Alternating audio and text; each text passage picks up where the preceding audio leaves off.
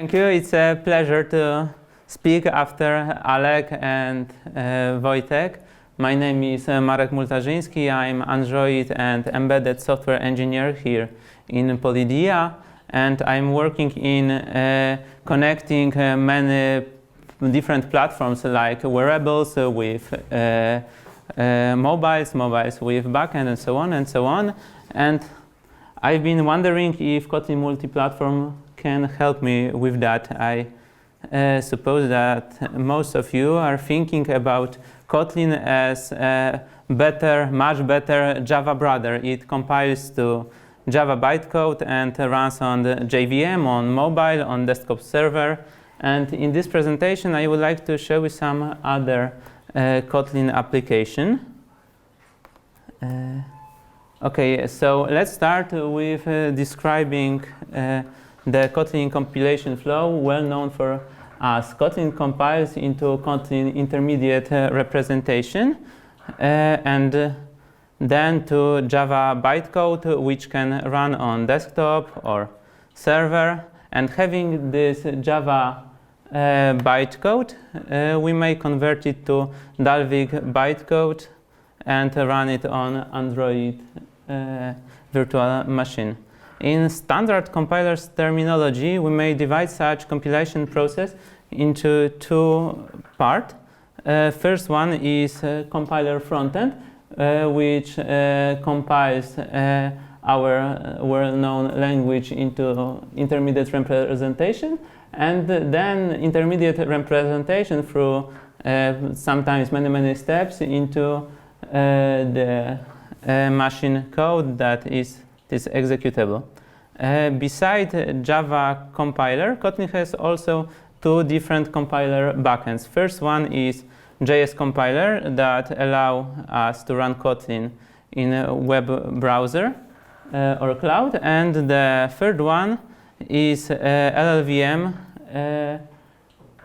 compiler that makes LLVM intermediate representation, and having such LLVM intermediate representation, we may have whatever LLVM can. We may compile it to mobile, desktop, even WebAssembly, or some low-level STM architecture. Of course, until this code and libraries we use in Kotlin, LLVM knows how to compile and use here. So now, why do we need this compilation possibility? We'd like to write core once and use it for many platforms. And we need to keep in mind it is not one common code for the whole application. We need to be careful while writing a core to be fully compatible with all architectures, and we need to write some UI interfaces for each platform separately. So today our main goal will be make as many connections and UI interfaces as possible with our one business logic.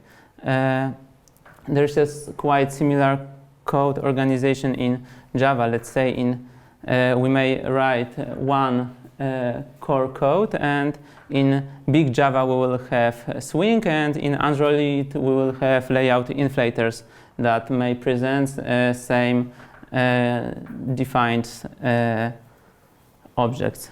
There are many presentations that describes how to compile Kotlin with some compilation way for particular platform, but I was wondering if it is possible or good to make one big workspace that will compile for multiple targets at once, which will be indicator of interoperability of this multi-platform Kotlin. A couple days ago, they announced that we have Kotlin 1.3.60 with some multi-platform features. They have now support for watchOS, tvOS, Android architecture, x86 and x64. They made much faster running and performance, but I think that core libraries are not on time and they doesn't work well for me with this new Kotlin so far. So let's check how it works on different platforms, but for now, first things first, let's take a look at the default templates that IntelliJ gives us. We may create JVM standard setup. We may have JS template. We may have mobile, both mobile, Android and iOS. We may have Java server and JS client, and we may have multi-platform library that may be included in other projects, but we don't have. I believe in ideal world, I would have some checkbox that I may mark which platform I would like to support, and then I will get some Gradle project that will, after play, will compile on required platforms. So looking at those templates, I've been wondering why those check marks are not available for now. And there might be some reasons. The most prosaic one is that maybe it is imagined issue and doesn't take place in the real world. If someone would like to write a mobile app, he doesn't care about native because it is ridiculous. And the second issue could be that supporting one project for all platforms of this big solution is extremely hard, and probably still there is a need for many developers to do that, and that's why making a couple of smaller repositories is a better idea. The third issue is available libraries. While writing code without libraries is impossible, so almost impossible. So Kotlin Multiplatform also provides us a bunch of useful libraries. But now, how it looks like? Every library has some colorful badges that indicates for which platform it is designed to. So there are many libraries that are supported for common all platforms, but for example, there is a Kotlin browser that is reliable to use only in JavaScript because it is library for browsers and HTML structure. So that's the third issue, why those multi-platform project shouldn't work well, because it will be extremely hard to find common libraries that it is good for all sub-projects, and then we will need to make some tree hierarchy of project, and it will be hard to support. Yeah, but still, since we are here, let's try to do it, and let's try to do it with some easy steps. So let's start from Android, because since Android it works with Kotlin, it works with Gradle, so this should be easy step. Let's create first Android project. We check if Gradle distribution is at least 4.7 and Kotlin plugin at least 1.3.21 or higher.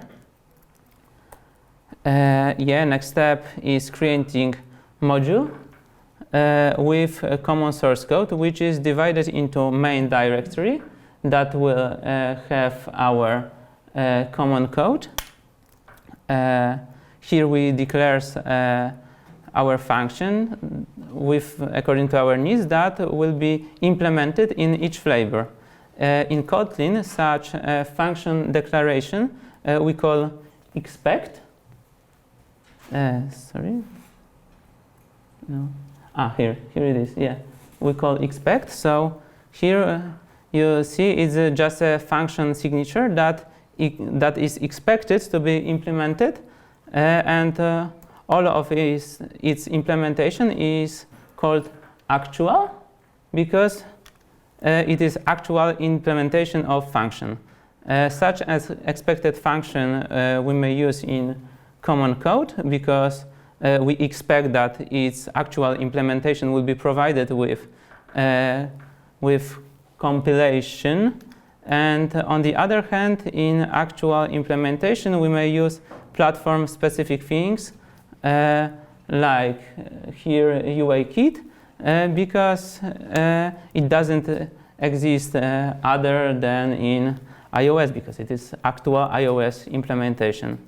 Now it is just a module. Here is just a module, and we need to, since we've started with Android, we have already Gradle project, and we need to add this submodule with Android. This should be easy, and we are applying a Kotlin Multiplatform plugin. Having this plugin, we may have a preset for JVM.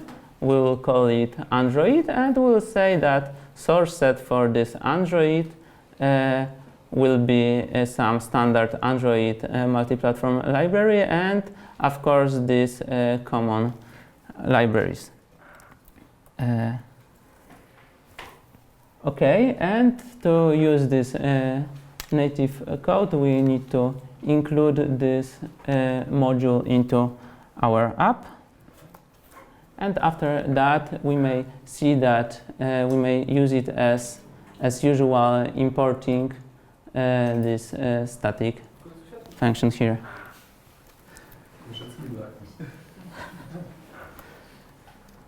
Yeah, great. Okay, so with iOS, it is getting a bit harder, because first of all, we don't use Kotlin there. Secondly, we code with Swift and Objective-C, and we are compiling code project with Xcode build tools rather than Gradle. So to join Kotlin multi-platform with Xcode project, we create new iOS target on Gradle side, as it was before. But we need to create another project in Xcode and add embedded binaries made by Gradle to Xcode project and setting it into correct system environment. But this is not enough. We'd like rather to trigger Gradle machine by pressing play in Xcode. And we are doing it with adding some before script run that call our Gradle build to prepare a share-code framework before each run. Actually, if we use latest IntelliJ template, we don't need to bother with such things like creating this Xcode project. But on the other hand, it creates some mesh with this common source library and main Android project, and this it joins it, and this iOS setup stays just on the left of it. And in my opinion, it's a bit ruins some basic hierarchy of this project. So now every project is in a separate level, and we've got this common core separately. Okay, so above this steps result with visible share code in iOS, and now we may use it in iOS way. We may import shellcode and just use it similar to Android. Okay, so having that, we've got Kotlin, common Kotlin rocks on Android and on iOS. Yay! And before we start adding some more interesting code, we'd like to see how many targets we may add to it. So let's start with JS. For JS, we may add as well JS target from preset. We may add this source set.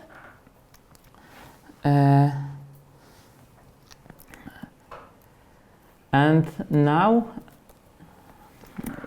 we have another issue, because we started to work with our project in Android Studio because it has better support for Android, and this copy library runtime files, which is required for JavaScript, is only in IntelliJ and in base IntelliJ framework, and in Gradle to have in Android Studio to have such functionality, we need to add manually step to copy some JavaScript libraries to good directory.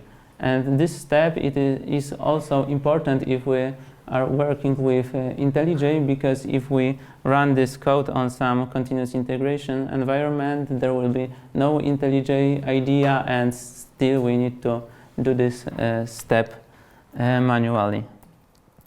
Okay, so after that, everything should work, and now we have a nicer Kotlin syntax that encapsulate, in my opinion, ugly HTML and JavaScript things. So with JVM should be much easier, because still Kotlin is better brother of JVM, and we've already done the steps for Android, so JVM should be easy. But we are also doing the same things. We are adding target, we are defining source set, and unfortunately it occurs that we broke already working Android setup, and there is nothing strange with that, because we've made a second JVM build, and to fix that conflict, we need to particularly define which JVM native target should Android use. So to do it, while implementation, we need to specify which particular configuration we use for Android builds. Okay, from macOS, Linux, and Windows point of view, we are doing the same. We are adding already defined by Kotlin authors presets, and here we need to define executable type and main entry point, because Kotlin makes only a library, and we need to create a binary with entry point. So after all those Gradle steps, we've got finally working JavaScript, native, JVM, and 2 mobile platforms. Okay, so now it's time to join those applications together to cooperate them with some way. The most common usage is probably some Java backend that can be browsed through all those UX platform. This usage allows us to write one common data structure that is shared between backend and frontend. Yes. Okay, so everyone knows how much takes Gradle script to build Android. It takes time and if we like to compile all those platforms, it will take even more. So it really helps to compile independent modules in parallel. It may increase the compilation speed, but here's a little digression related to those parallel compilation. We are used that while parallel compilation, your laptop starts burning, but in the meanwhile, some stupid kernel task takes more than 800% of your CPU. So even if you are doing a lot of job, also some kernel task is interrupting with that. And this is not stupid. This is clever Apple solution that restricts CPU usage when it hits 80 Celsius degrees, and it takes some part of its time to cool the processor. Okay, so going back to our product, the most famous universal HTTP communication library is Ktor. So we will use this. It has all badges, so it is great for our need. We create JVM backend. We add this core library, and after all that tough implementation of Gradle, it is really pleasure to use such easy HTTP server. We just creating this, defining endpoint, and start. Okay, and while creating clients, we need to define relevant clients for each platform. We are using Android for Android, we are using iOS for iOS, JS for JS, and Core for native one. And actually, I have some issues. When I was creating that presentation, I have some issues with curl library on Mac, and it was probably caused by my old Mac OS system, but it is good that it happened, because it's worth to mention that in such multi-platform solution, even if library is good for almost all situations, if it crashes only in one, maybe not important flavor, we need to wonder if we still want to keep it and write this part on our own and losing this interoperability, or just forget about this whole library, which is great because it doesn't work, and look for another one.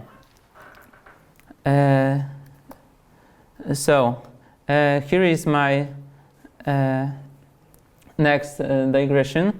I have always been very careful in Euphoria if someone say that he has universal platform for me, because I was always wondering how many small differences will be in the process of developing the code, because the platform is not native, and it is so in this case.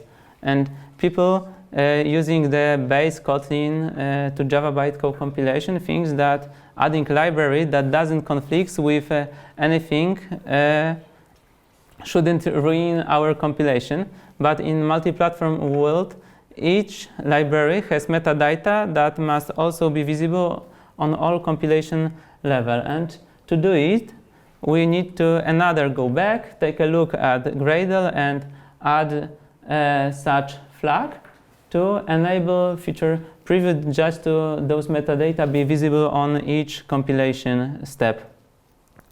And after adding this line to Gradle, we may again go back to our lovely Kotlin.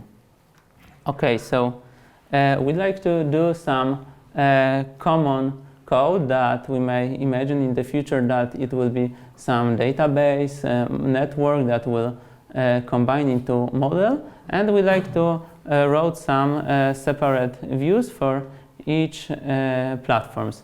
But views written in native language can't use Kotlin mechanism, like, for example, coroutines. Since that, we need to write some presenters that will translate Kotlin magic into native blocks. Okay, so let's start with common code presenter.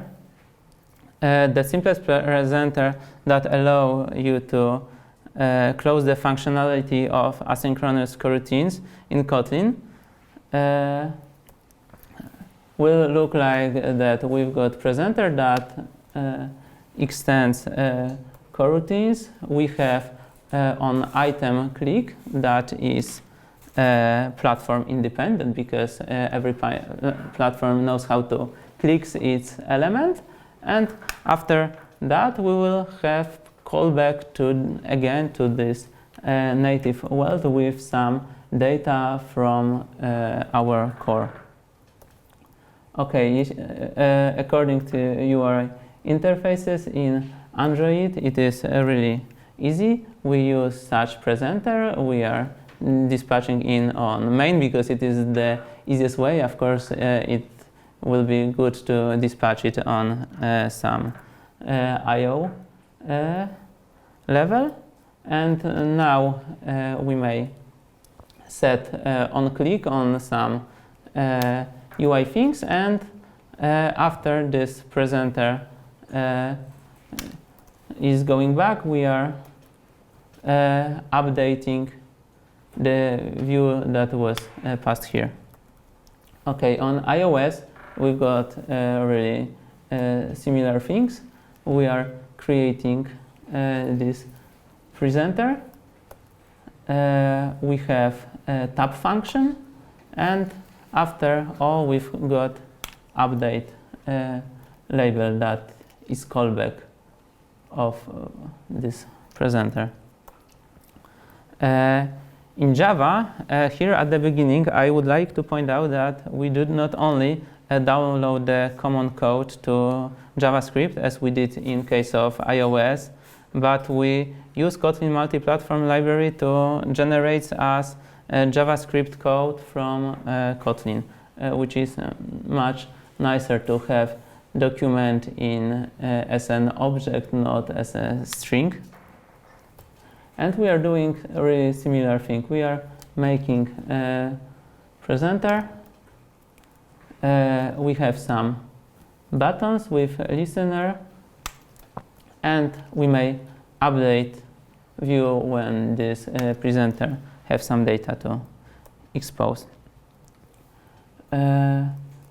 In native, we have similar things, but keep in mind that here we've got some dispatcher placeholder, and this dispatcher placeholder is here because we like to keep consistency with coroutines, but no one gives us for free in native multi-threading. So we may use some default dispatcher with a running block and handle it on different thread, or dispatch in unconfident and run it with a blocking function.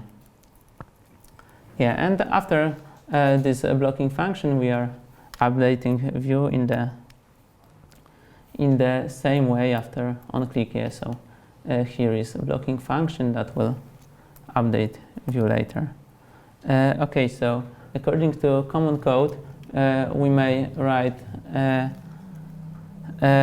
code once. We may have use some logic once, but on the other hand, still each platform must have its own client written by someone in a library, or we need it to write it on our own, or at least init each module. So still we have many directories, and that's why this code is getting bigger and bigger with many directories, and maybe that's why at the beginning of this presentation, when we took a look at templates, someone smarter than me decided that only mobile target in templates is enough, or JVM and JS is enough, and don't combine everything together.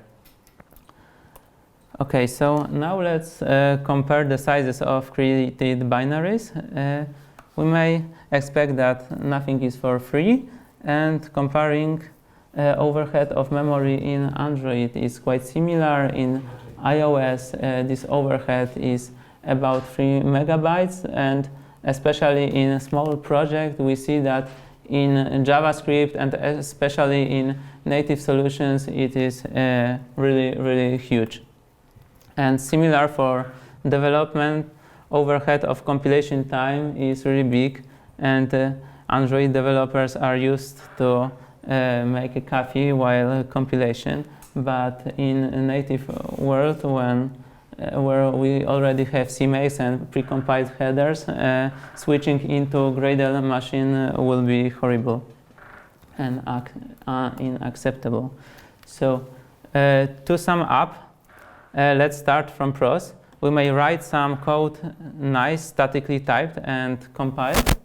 For some reason unknown to me, humanity is trying to find C++ substitutes, and I think that Kotlin is quite a good opportunity if we fix those compilation issues. We have Kotlin memory management benefits for free, and that's excellent. Kotlin removes a lot of Java boilerplate code, so also Kotlin is better to use rather than Java, and we may use one logic, but this logic may also be written in C if someone would like to do it. And now let's focus on cons. When I wrote this presentation, I wrote that setup is hard. Now I would like to say that setup is extremely hard, considering fact that even if examples in internet are better and better described, and there are straight roads to do it, if we like to step a bit right or left, we won't find this straight road never again.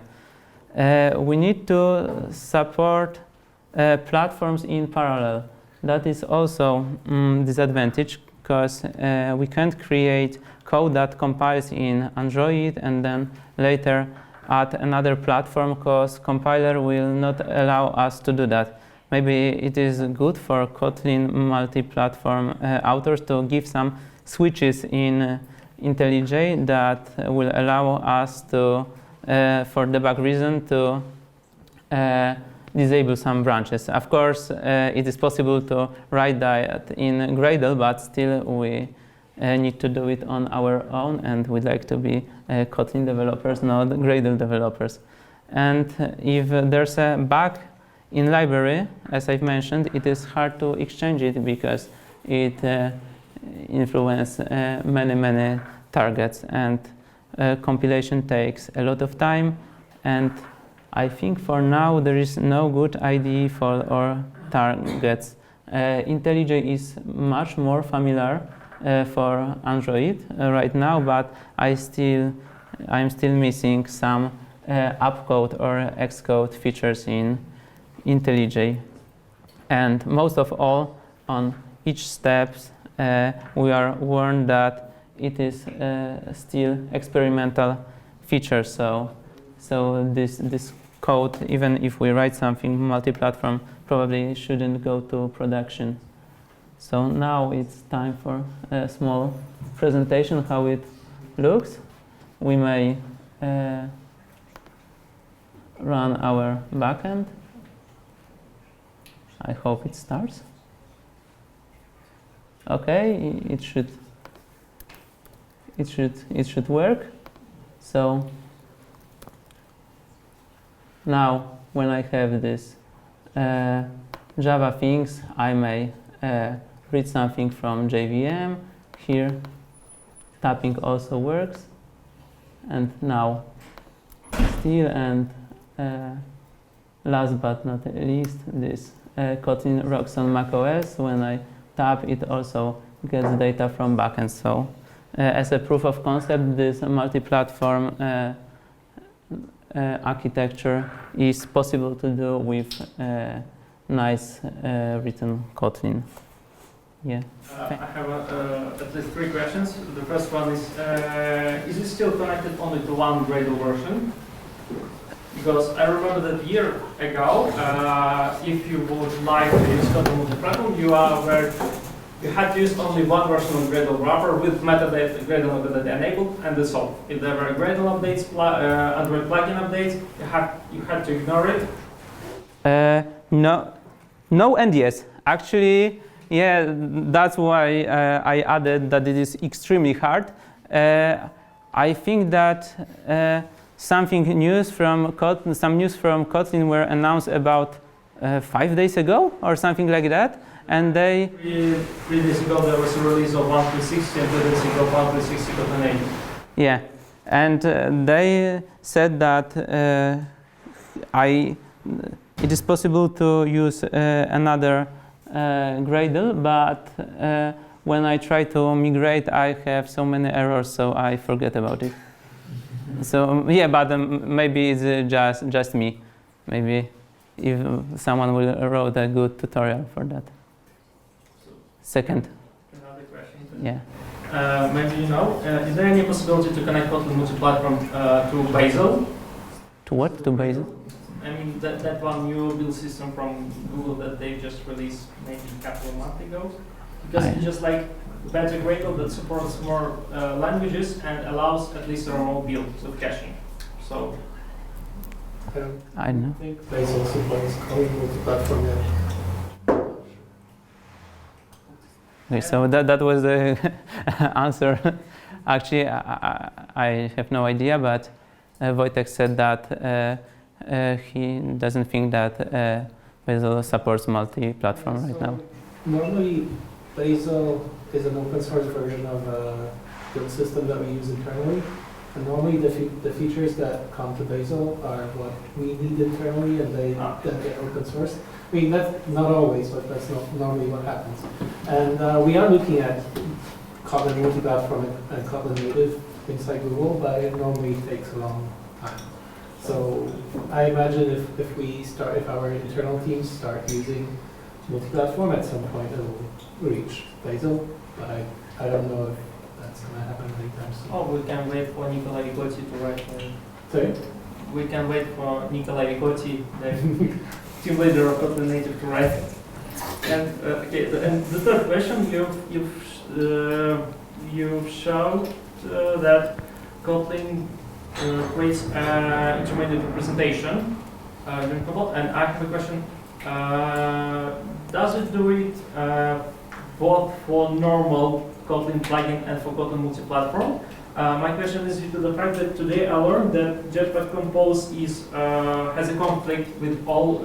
If you would like to use Jetpack Compose, you cannot use it in a project with libraries that use Kotlin annotation processor, because inside it, implicitly, Jetpack Compose uses that experimental flag used in intermediate representation for JVM backend, and my question actually is due to the fact that, as you showed us, that probably in Kotlin Multiplatform, Kotlin uses intermediate representation. Can we use Kotlin annotation processing for Android libraries and probably Java libraries in Kotlin Multiplatform projects?